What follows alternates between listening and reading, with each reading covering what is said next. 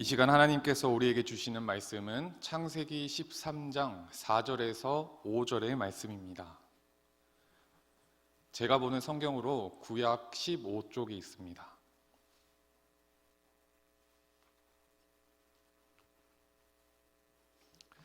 다 찾으셨으면 짧은 구절인 만큼 우리 함께 한 목소리로 봉독하겠습니다. 그가 처음으로 제단을 쌓은 곳이라. 그가 거기서 여호와의 이름을 불렀더라. 아브라함의 일행 롯도 양과 소와 장막이 있으므로. 아멘. 하나님께서 오늘 이 말씀을 통해 우리에게 은혜 주시기를 원합니다. 지난 4월 30일 토요일 저녁에 우리 교회에서는 가족 뮤지컬을 진행을 했습니다. 정말 오랜만에 토요일 저녁에 여기 본당이 거의 가득 찰 만큼 많은 아이들이 부모님의 손을 잡고 왔습니다. 부모님의 손을 잡고 오는 아이들도 있었고 조부모님의 손을 잡고 오는 아이들도 있었습니다. 그 모습을 보면서 참 지켜보는 제가 다 행복해졌습니다. 그런데 며칠 후에 이제 우리 교회에서 지금 하고 있는 2층 가서 오늘 다 한 번씩 보셨나요? 혹시 안 보신 분 손을 못 드시겠죠? 네, 못 보셨으면 내려가서 꼭 보시면 좋겠고요. 교회 역사 사진전의 사진을 한번 다니면서 한번 봤습니다. 그런데 그 사진도 4월 30일 저녁 우리 교회의 모습과 크게 다르지 않더라고요.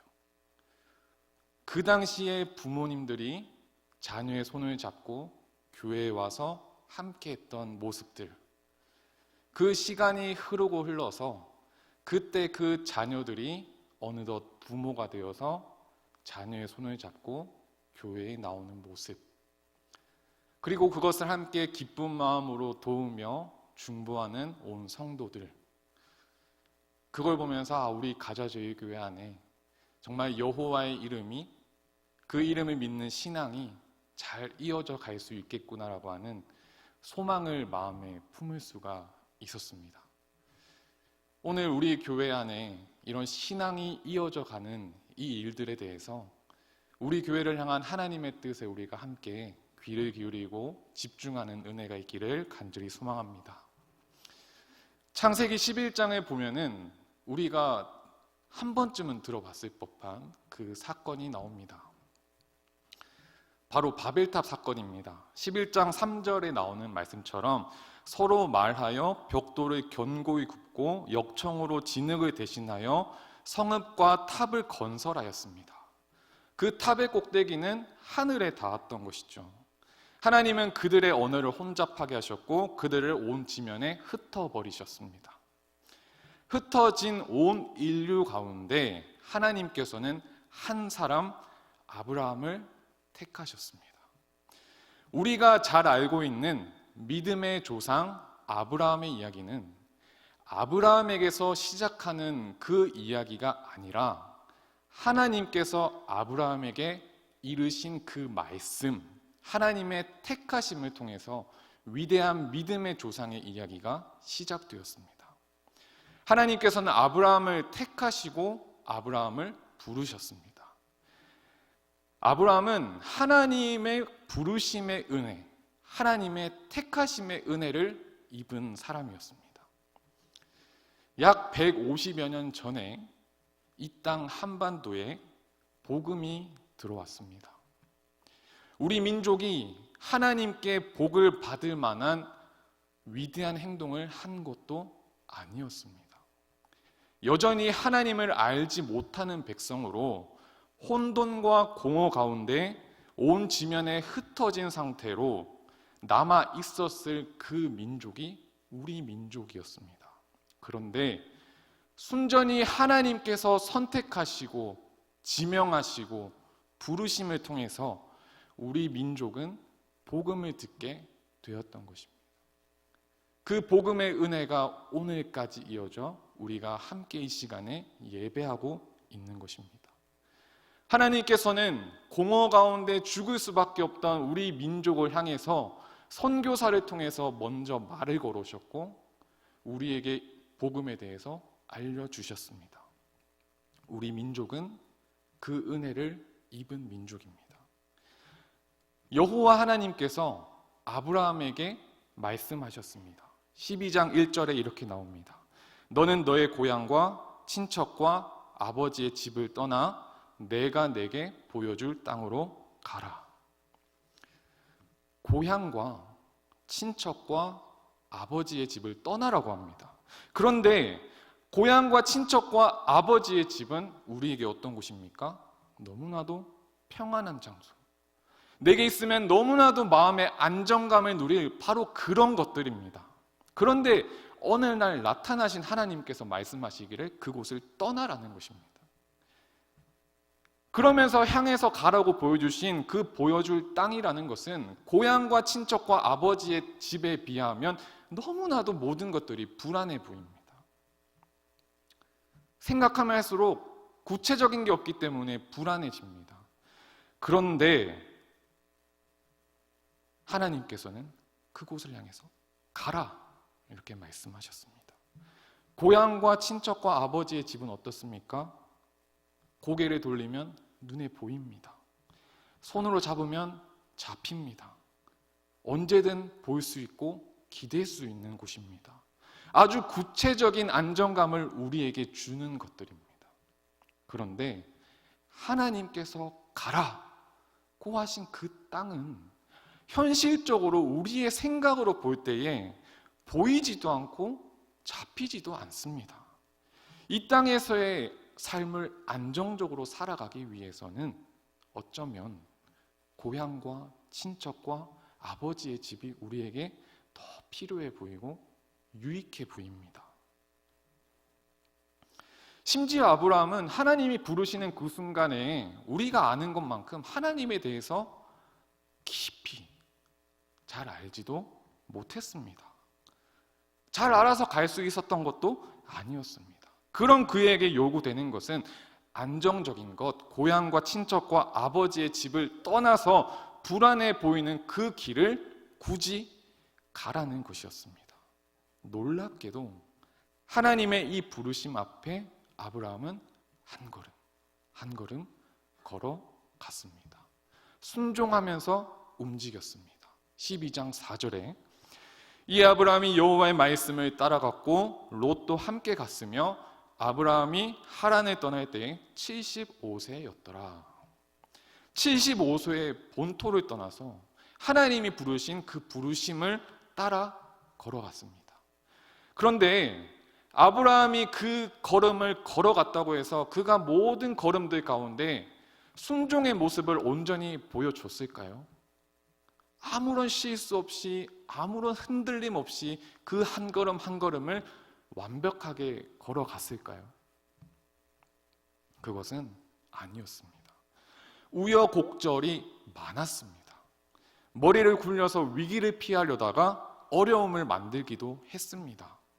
그러나 그가 그렇게 한 걸음 한 걸음 걸어가는 그 걸음 발걸음에 하나님이 동행하셨고 그 앞에 다가왔던 문제들 가운데 하나님이 그 상황에 개입하셨고 모든 여정 속에 하나님이 함께 하셨기에 하나님은 그 여정 가운데 아브라함의 가정에 은과 금이 풍부해지는 축복을 주셨습니다. 여러분, 이런 아브라함의 발걸음, 아브라함이 걸었던 여정, 뭔가 익숙하지 않으십니까? 뭔가 어디에서 한 번쯤은 들어봤고 본 것 같은 그런 여정 아닙니까? 아브라함의 이런 발걸음들이 생각해보면 한국 교회가 지금까지 걸어왔던 그 여정들과 참으로 흡사합니다. 한국 땅을 택하시고 구원의 은혜를 부어주신 하나님, 하나님의 부르심에 따라 하나님의 백성으로 택함 받은 우리들, 물론 우여곡절도 있었습니다. 하나님 앞에 옳지 못한 모습들도 분명히 있었습니다. 그럼에도 불구하고 하나님을 뜨겁게 사랑하는 한국교회를 하나님이 귀하게 여겨주시고 축복해 주셔서 한 시대의 땅끝까지 복음을 전하는 일에 감사하게도 귀하게 쓰임받았던 교회가 한국교회입니다. 예전과 비교하면은 하나님께서는 한국교회에 예전과 비교할 수 없는 풍요로움을 주셨습니다. 받은 복을 세어볼 수 없을 만큼 많은 축복을 하나님이 택하시고 부르셔서 우리에게 부어주셨더라는 겁니다. 누가 받았습니까? 한국교회가 받았고, 그리스도인들이 받았고, 우리들이 그 축복을 지금도 누리며 예배하고 살아가고 있습니다. 아브라함이 창세기 12장에 나오는 여정을 돌고 돌아서 예전에 장막 쳤던 곳에 오늘 본문을 보니 돌아오게 됩니다. 13장 3절에 그가 네게브에서부터 길을 떠나 베델에 이르며 베델과 아이 사이 곧 전에 장막 쳤던 곳에 이르러. 아브라함이 그 여정을 걷다가 예전에 장막 쳤던 그곳에 이르게 되었습니다. 처음 하나님이 아브라함을 콕 집어서 부르시고 약속해 주셨던, 그래서 그 하나님의 약속 앞에 제단을 쌓았던 그곳에 온 것입니다.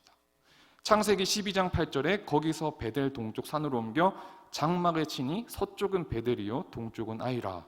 그가 그곳에서 여호와께 제단을 쌓고 여호와의 이름을 부르더니. 그 이후에 여정을 돌고 돌아서 13장 3절에 4절에 말씀하시기를 베델에 이르며 베델과 아이 사이 곧 전에 장막 쳤던 곳에 이르니 그가 처음으로 제단을 쌓았던 곳이라. 설교 준비를 하다가 한 찬양 가사가 떠올랐습니다. 하나님의 약속 위에 서리라 걸어가세 걸어가세.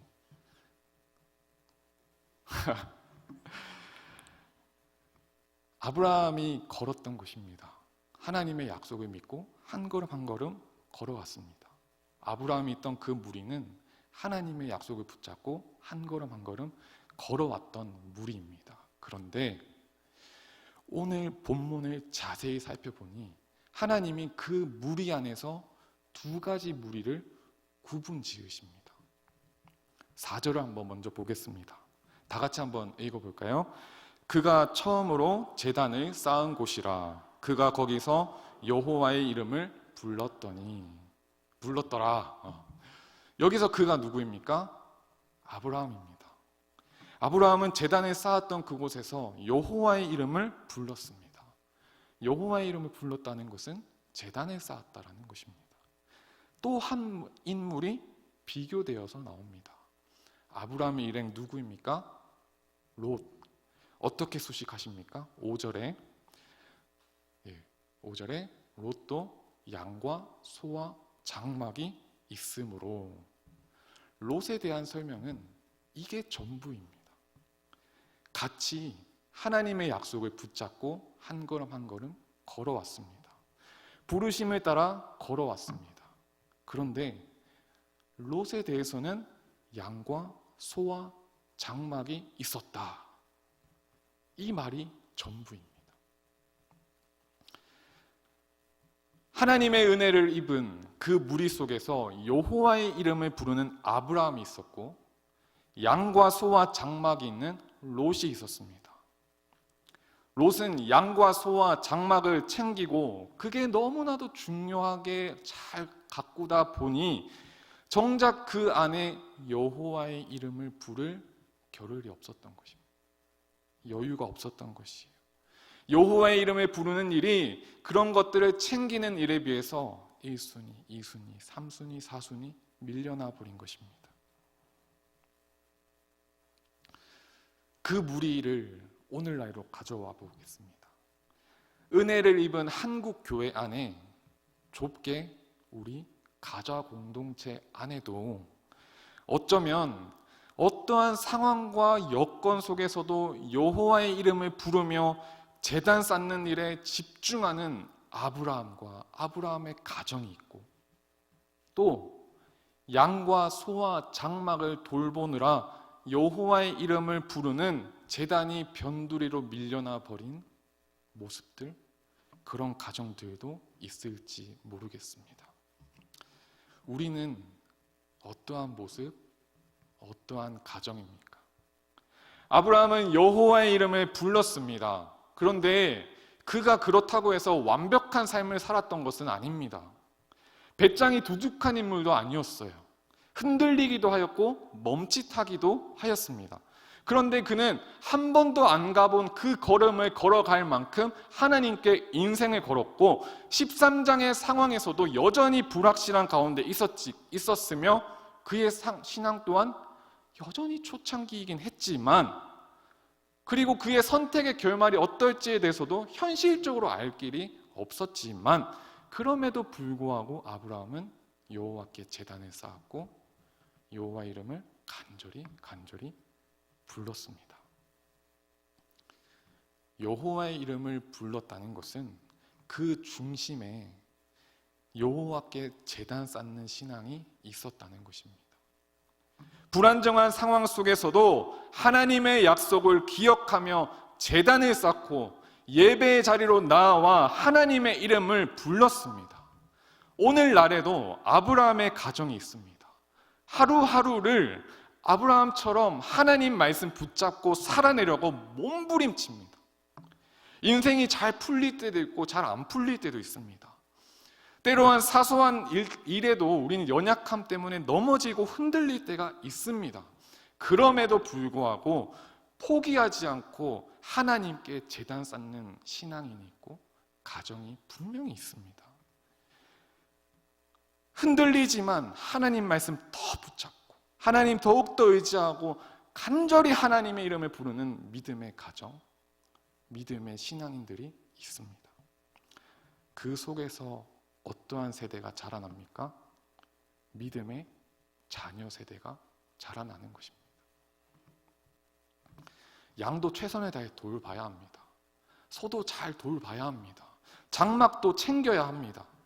그런데 어떠한 순간에도 하나님께 제단 쌓는 일, 하나님께 예배하는 일을 최우선으로 두고 살아가는 부모 세대, 어떠한 여건과 상황 속에서도 하나님 최고의 우선순위를 절대로 포기하지 않는 믿음의 부모 세대를 통해서 하나님의 말씀대로 살아내기 위해 넘어지지만 다시 일어서고, 나의 연약함이 있지만 나를 다시 재정비하고 하나님 말씀대로 살아가기 위해 몸부림치는 부모님 세대, 어려운 일이 내게 다가올수록 간절하게 여호와의 이름을 부르며 이 땅을 살아내는 부모 세대를 통해 그 모습을 보며 자녀 세대가 저게 신앙인의 모습이구나, 하나님을 믿는 사람은 저렇게 살아가야 되겠구나 라고 배우는 자녀 세대가 자라난다는 것입니다. 목회데이터 연구소라는 곳에서 크리스천 자녀의 신앙생활에 대해서 한번 조사를 했습니다. 크리스천 자녀에게 가장 많은 영향을 주는 사람이 누구인가? 2019년 기준 1위가 바로 나와버렸네요. 1위가 어머니였고 아버지가 2위였을까요? 아버지가 3위였습니다. 그런데 2019년에도 부모님의 영향력이 80%나 됩니다. 2021년 2년이 지나서 다시 한번 조사를 해봤습니다. 아버지들이 최선을 다하셨나 봐요. 2021년이 되니 어머니가 54%가 되었고 아버지가 2위를 차지하셨습니다. 별로 감흥이 없으신가요? 네, 총합 부모님의 영향력이 87%, 거의 90%에 육박합니다. 이건 무슨 말입니까? 자녀의 신앙에 부모님이 갖는 영향력이 절대적이라는 것입니다. 그런데 여러분, 2021년 인구조사 결과를 한번 살펴보겠습니다. 성인 기독교인의 비율이 여전히 17%입니다. 그런데 기독 청소년의 분포율이 몇 프로로 나옵니까? 3.8%로 나옵니다. 교회 안의 모든 가정이 아브라함처럼 여호와의 이름을 부르는 가정, 어떠한 상황에서도 여호와의 이름을, 여호와께 제단 쌓는 일을 최우선으로 두는 가정들만 있다면 부모 세대가 17%인데 자녀 세대가 17%까지는 안 나오더라도 어떻게 3.8%라는 수치가 나오겠습니까? 3.8%라는 비율이 단순히 교회 학교 프로그램이나 교회 학교 선생님들의 탓일까요? 단순히 무슨 청소년들의 인구가 줄어들어서 그런 것일까요? 하나님께서는 믿음의 부모 세대에게 신앙교육의 사명을 주셨습니다. 신명기 6장 6절에서 7절을 함께 읽어보겠습니다. 시작. 오늘 내가 내게 명하는 이 말씀을 너는 마음에 새기고 내 자녀에게 부지런히 가르치며 집에 앉았을 때에든지 길을 갈 때에든지 누워 있을 때에든지 일어날 때에든지 이 말씀을 강론할 것이며. 그런데 순서가 있습니다. 이 말씀을 마음에 새기고 부지런히 가르쳐라고 하셨지, 부지런히 가르치고 마음에 새기라고 하지 않으셨습니다. 이해가 안 되시나요? 가르치고 마음에 새기는 게 아니라 부모가 먼저 마음에 새기고 아이에게 가르치라는 것입니다. 마음에 새기라고 합니다. 마음, 레바브라는 단어인데 중심을 뜻하는 단어입니다. 삶의 중심에 무엇이 있어야 합니까? 여호와의 이름, 여호와께 쌓는 제단, 예배의 자리가 있어야 한다는 것입니다. 그리고 그런 삶을 살아가며 우리 자녀들에게 부지런히 가르치라는 것입니다. 그런 점에서 롯의 가정은 뭔가 잘못되었습니다. 어쩌면 아주 현실적인 가정입니다. 하나님의 약속을 따라 걷고 있다고 생각을 했을 것입니다. 약속했으니 하나님 약속하신 그 장밋빛 미래가 올 거라고 믿고 있었을 것입니다. 그 또한 약속을 붙잡긴 했을 것입니다. 그런데 당장 애가 너무 바빴습니다. 양도 돌봐야 되고 소도 돌봐야 되고 장막도 챙겨야 하고 여호와의 이름을 부를 여유가 없었던 것입니다. 그 가정은 결코 여호와의 이름을 부르는 일이 우선순위에서 사라진 가정이 아닙니다. 분명히 2순위, 3순위 또는 4순위 이 정도의 자리는 차지하고 있었을 것입니다. 이런 롯의 가정이 분명히 있습니다. 우리의 가정은 어떠한 가정의 모습을 가지고 있습니까? 우리의 가정, 우리의 교회, 우리의 신앙을 볼 때에 하나님께서는 어떠한 수식어를 붙이실까요? 아, 여호와의 이름을 부르는구나 라는 수식어를 붙이실까요? 아니면 양과 소와 장막이 있구나 이런 수식어로 끝나버릴까요? 자꾸 제가 수치를 얘기해서 죄송합니다. 2021년에 1,500명 정도 되는 유치 중고등학생 자녀를 둔 기독 학부모를 대상으로 조사를 했습니다. 주제는 자녀를 교육할 때에 어떠한 영역을 우선적으로 중요시 여기십니까? 라고 하는 질문이었습니다. 1번 인성교육, 2번 지성교육, 3번 진로교육, 4번 신앙교육. 기독 학부모를 대상으로 조사했습니다. 자, 여러분, 신앙교육이 몇 위를 차지했을까요? 자, 신앙교육이 당연히 1위를 차지했을 것이다. 2위를 차지했을 것이다. 3위를 차지했을 것이다. 4위를 차지했을 것이다. 관심 없다. 신앙교육이 안타깝게도 꼴찌였습니다. 기독 학부모를 대상으로 조사를 했음에도 불구하고 말이죠. 여호와의 약속, 여호와의 이름을 부르는 일이 얼마나 중요한지는 잘 압니다. 그런데 우리 자녀에게 있어서, 우리 자녀를 잘 기르는 일에 있어서 소와 양과 장막처럼 현실적으로 우리에게 필요한 부분을 챙기다 보니 여호와의 이름을 부르는 일을 정작 가르치지 않는 가정들이 있습니다. 자녀에게 여호와의 이름을 부르는 것보다 양과 소와 장막을 챙기는 게 더 중요해 라고 가르치는 가정도 분명히 있습니다. 또는 내가 너를 위하여 가서 여호와의 이름을 열심히 부를 테니 너는 최선을 다해서 양과 소와 장막을 챙겨라. 그걸 통해 하나님께 영광을 돌려라. 아마 두 번째가 현실적으로 굉장히 많을 것입니다. 교회에 와서 보니 본당 안에서는 여호와의 이름을 부르는 부모 세대들이 너무 많습니다. 그런데 본당을 벗어나자마자 양을 돌보기 바쁘고 소를 돌보기 바쁘고 장막을 챙기기 바빠서 여호와의 이름을 찾아볼 수 없는 부모 세대 분명히 있습니다. 여러분, 아브라함과 롯의 나중에 어떻게 됩니까? 롯은 양과 소와 장막을 돌보는데 아주 매력적인 장소 소돔과 고모라를 선택합니다. 아브라함은 가나안을 선택합니다. 소돔에는 하나님의 인도하심이 없었고 가나안에는 하나님의 돌보심이 있었습니다. 오늘은 5월 8일 어버이 주일입니다. 어버이날 당일이기도 하죠. 부모님이라는 단어는 떠올리기만 해도 마음이 뭉클해집니다. 우리가 그만큼 부모님의 영향을 많이 받았기 때문이죠. 그런데 우리 자녀 세대에게도 부모님이란 단어는 마찬가지일 것입니다. 나이가 어릴수록 심리학에서는 뭐라고 하냐면 이 아이에게 부모는 우주와 같다라고 합니다. 영향력이 절대적이라는 것이죠.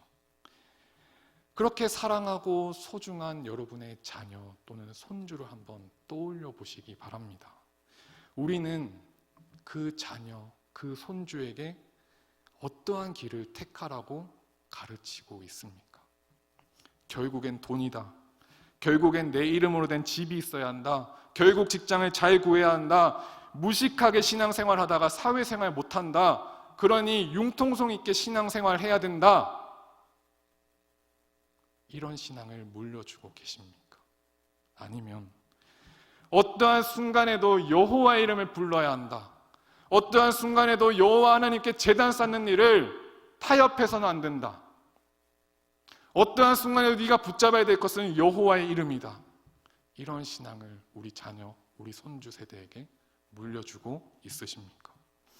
언제나 가정은 신앙이 전수되는 일, 하나님의 이름이 다음 세대에게로 전해지는 그 일에 있어서 핵심이고 가장 중심이었습니다. 교회와 가정이 말이죠. 로마의 핍박이 아주 심각하던 그때의 초대교회 문헌에는 이렇게 적혀 있었습니다. 기독교 가정마다 거룩한 의례를 행하십시오. 핍박이 있었음에도 불구하고 말이죠. 종교개혁 시대에는 이렇게 말을 했습니다. 가정은 작은 교회요 언약 공동체이다 라고 얘기를 했습니다. 이 시기 마틴 루터는 이렇게 얘기했습니다. 믿음의 가정마다 부모는 자녀에게 설교자라고 했습니다.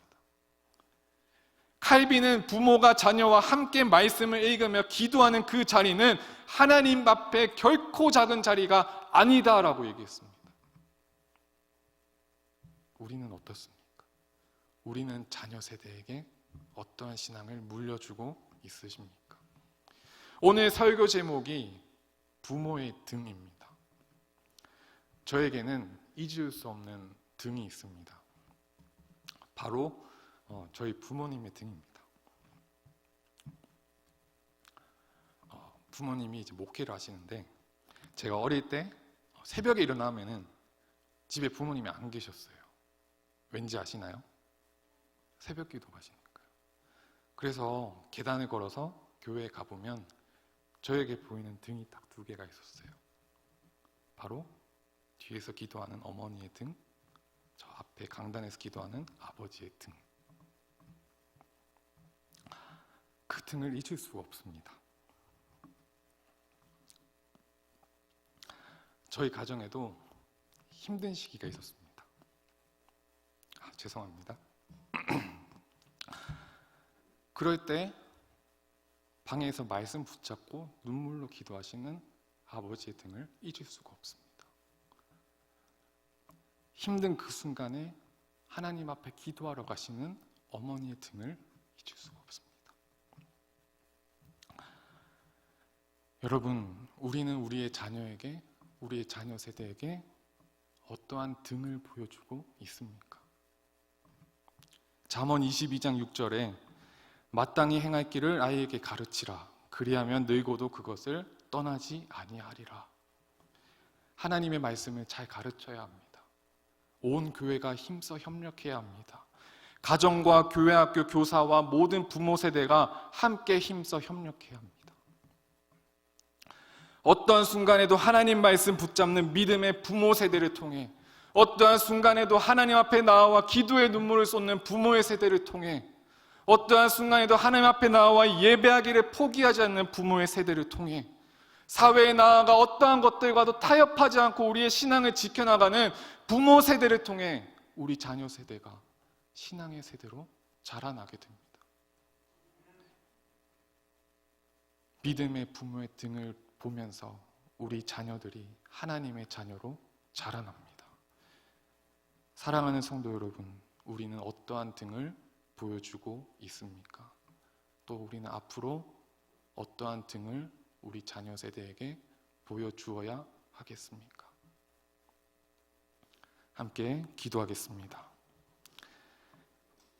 하나님 말씀 앞에 우리를 돌아보게 하시니 감사합니다.